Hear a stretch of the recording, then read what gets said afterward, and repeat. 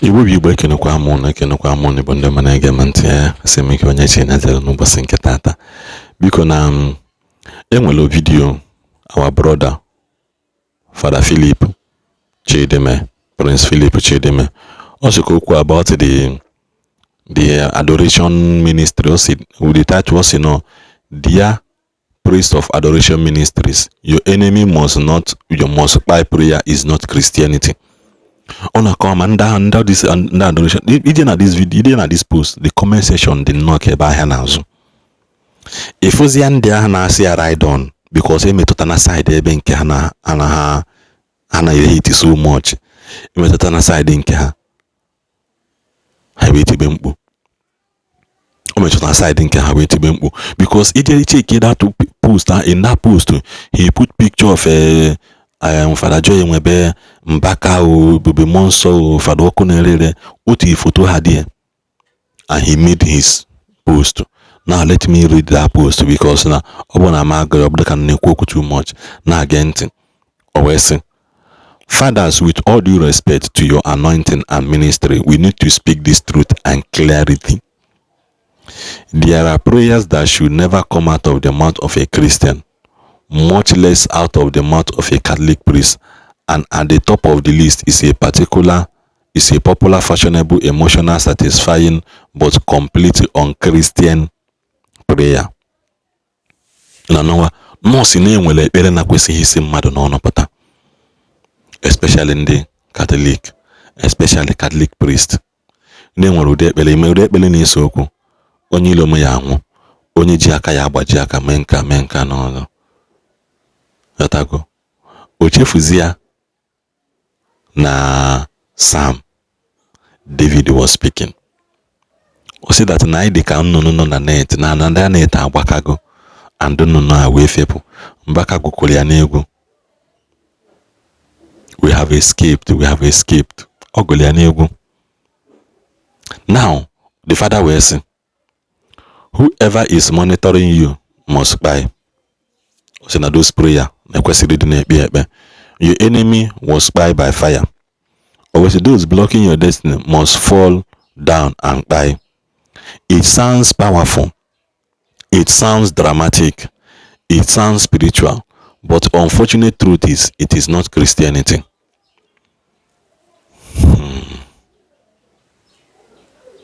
That's not borrow Christianity.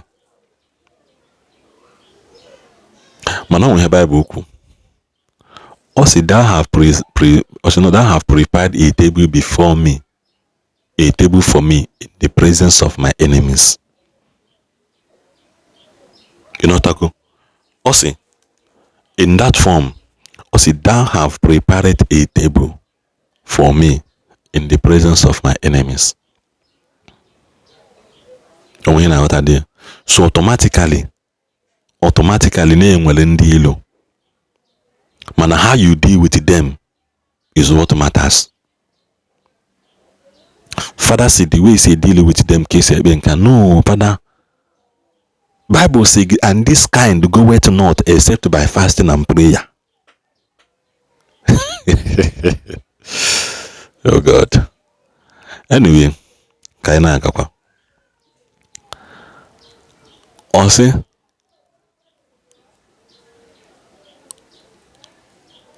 it sounds spiritual, okay, but no, also, it is not priesthood.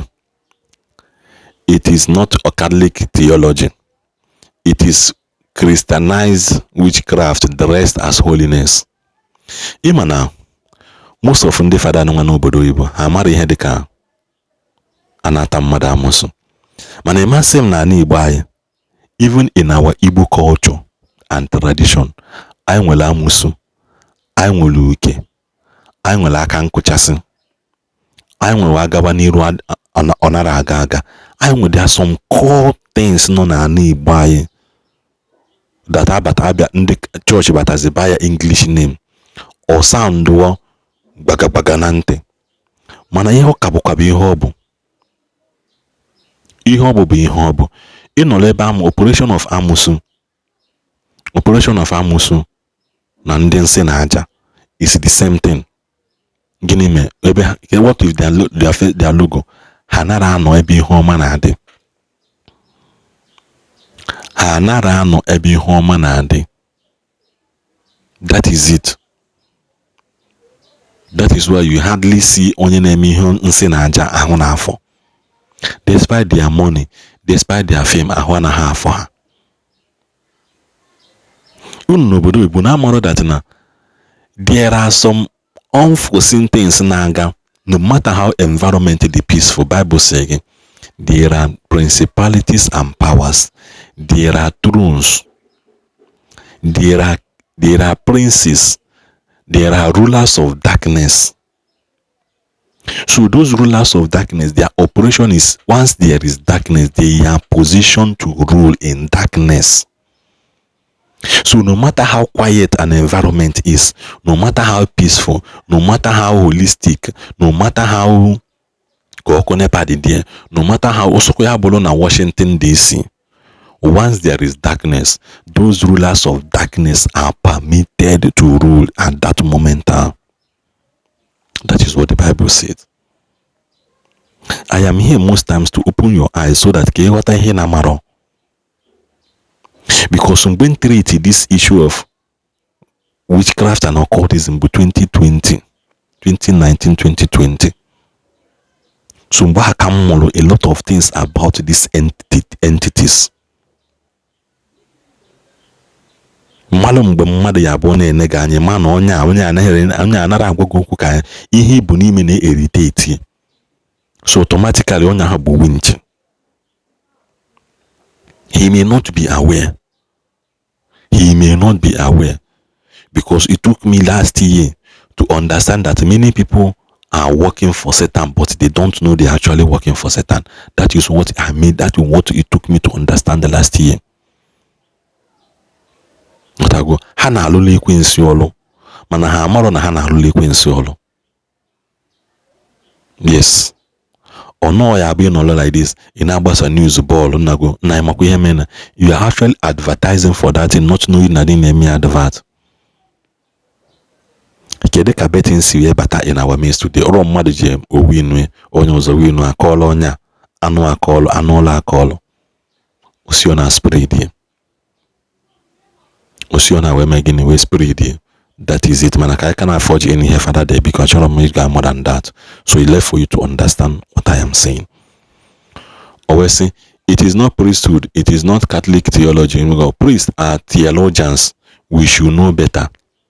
In a way, we Buddhist theology, and I'm what able see.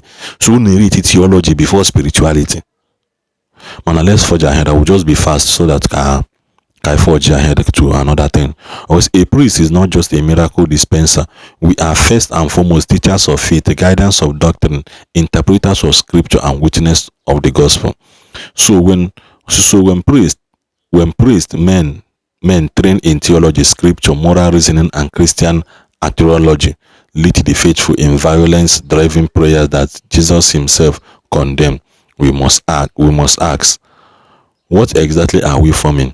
Christians or spiritual charlatans, actually, or spiritual militants? Some of those prayers bring crowd. Let us be honest. Fear attract people. Drama-filled auditorium. Enemies must die.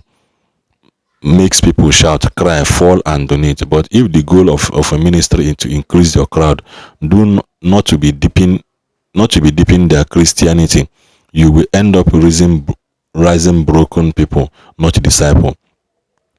And worst, you will become a fake version of priesthood you promised to embody. Jesus never lead us to pray for anyone's buying.